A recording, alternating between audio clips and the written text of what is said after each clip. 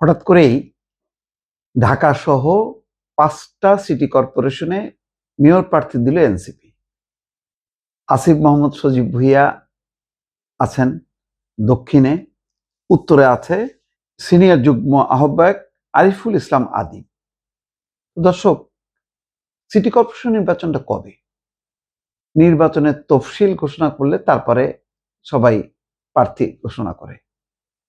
কিন্তু এটা একটা অদ্ভুত ব্যাপার, কেমন জানি খটকা বাঁধে যে সরকার কি তাহলে খুব তাড়াতাড়ি দিতে যাচ্ছে, এটা জেনেই তারা প্রার্থী ঘোষণা করলো, নাকি তারা মনে করছে যে তাদের আলাদাভাবে তারা সাংগঠনিক কার্যক্রম করবে, সেই কারণে 5টা সিটি কর্পোরেশন বা মোট আরো সম্ভবত 12টা সিটি কর্পোরেশনে তারা তাদের সেখানে কে কে নেতা হবেন তাদেরকে ঘিরে তারা আবার সংগঠিত হবেন, এরকম একটা কোনো পরিকল্পনা বোঝা গেল না। যে যেখানে নির্বাচন কবে হবে, মির্জা ফখরুল ইসলাম আলমগীর ইঙ্গিত দিয়েছে যে এই বছরের মধ্যে স্থানীয় সরকারের নির্বাচনগুলো হবে। তাহলে এত আগে ভাগে কেন? প্রশ্ন।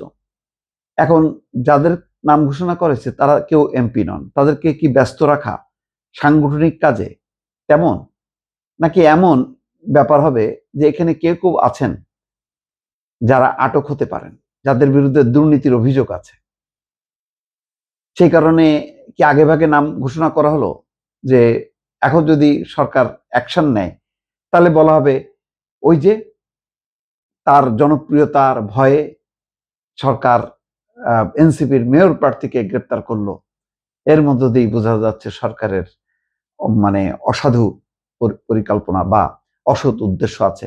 এরকম কোনো কথা বলার একটা গ্রাউন্ড তৈরি করা হলো কিনা, বা সরকারের যদি পরিকল্পনাও থেকে থাকে যে এদের মধ্যে কাউকে কাউকে গ্রেপ্তার করবে, তাহলে সেই পরিকল্পনা থেকে সরকার ভয় পেয়ে সরে আসবে, তেমন কিনা কেমন জানি একটু বেখাপ্পা লাগলো।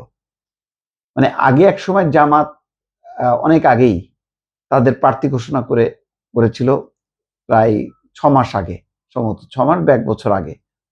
তো এটা বোঝা যাচ্ছে যে এটা তাদেরকে এনগেজ করলো যে তুমি জনগণের কাছে যাও, এবং তারা যথেষ্ট পরিমাণ সেইভাবে জনগণের কাছে গেছে এবং তার ফলও তারা পেয়েছে। তো তখন এটা রাষ্ট্র ক্ষমতায় যাওয়ার ব্যাপার ছিল। সিটি কর্পোরেশন তো আর রাষ্ট্র ক্ষমতায় যাওয়ার কোনো ব্যাপার নেই। তাহলে এত আগে ভাগে দেওয়ার কারণটা কি? জামাত তো দেয়নি, বা বিএনপিও তো বলেনি যে আমাদের অমুক অমুক মানে মেয়র প্রার্থী। এনসিপি আগ বাড়ায় কেন দিল? এটা একটু রহস্য রয়ে গেল। আমি কয়েকটা কারণ ব্যাখ্যা করলাম যে এই কারণটা হইতে পারে যে একটা প্রোটেকশন, একটা হচ্ছে সাংগঠনিক কাজ, আর একটা হলো তারা যেহেতু বেশি বেশি জামাতের অংশ বলা হচ্ছে তাদেরকে, ফলে তারা যে একটা ইন্ডিভিজুয়াল রাজনৈতিক দল সেটা প্রমাণ করার জন্য এটা একটা কৌশল হতে পারে। কোনটা ঠিক, কি কারণে এনসিপি বলতে পারে আমরা রাজনীতিকে যেভাবে দেখি, বিশ্লেষণ করি দূর থেকে, তার নানা দিকগুলো, তার পয়েন্টগুলো সামনে নিয়ে আসলাম। জনগণ নিশ্চয়ই যথেষ্ট সচেতন, তারা বুঝতে পারবে আসলে কেন কি কারণে এনসিপি আগে ভাগে সিটি কর্পোরেশনের প্রার্থীদের নাম ঘোষণা করলো।